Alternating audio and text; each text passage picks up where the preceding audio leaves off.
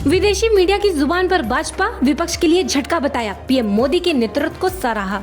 भारत के 5 राज्यों में हुए विधानसभा चुनाव में से 4 के परिणाम आ चुके हैं। नतीजों के बाद रविवार को देश से लेकर विदेश तक हलचल रही। इन नतीजों पर विदेशी मीडिया ने भाजपा, खासकर प्रधानमंत्री नरेंद्र मोदी की जमकर सराहना की। जहां कुछ ने इन परिणामों को 2024 के लिए भाजपा का साफ रास्ता बताया, वहीं कुछ ने विपक्षी एकता के लिए बने गठबंधन को बड़ा झटका बताया। जानते हैं विदेशी मीडिया ने चुनाव के परिणामों पर क्या लिखा। पर हिंदी हार्टलैंड में अजय बीसीसी ने लिखा, राज्य के चुनाव परिणाम में जीत से भारतीय प्रधानमंत्री मोदी की लोकसभा चुनाव में जीत का रास्ता साफ हो गया है। भाजपा उत्तरी और मध्य भारत के हिंदी हार्टलैंड में लगभग अजय दिख रही है। रविवार के नतीजे पीएम मोदी के लिए एक महत्वपूर्ण प्रोत्साहन है। पहले से ही अगले साल रिकॉर्ड तीसरे कार्यकाल पर अपनी नजरें गड़ाए हुए हैं। कांग्रेस के हाथ से राजस्थान निकलना चिंताजनक है। मोदी की लगातार तीसरे कार्यकाल पर अल जजीरा ने लिखा, 4 राज्यों के चुनाव नतीजे से अगले साल होने वाले लोकसभा चुनावों से पहले मतदाताओं के मूड का पता चला है। प्रधानमंत्री नरेंद्र मोदी लगातार तीसरे कार्यकाल पर नजर गड़ाए हुए हैं। कांग्रेस को केवल तेलंगाना से ही संतोष करना पड़ा। राजस्थान में वह अपनी सरकार नहीं बचा पाई। क्या 28 विपक्षी दलों का नया गठबंधन, जिसे इंडिया कहा जाता है,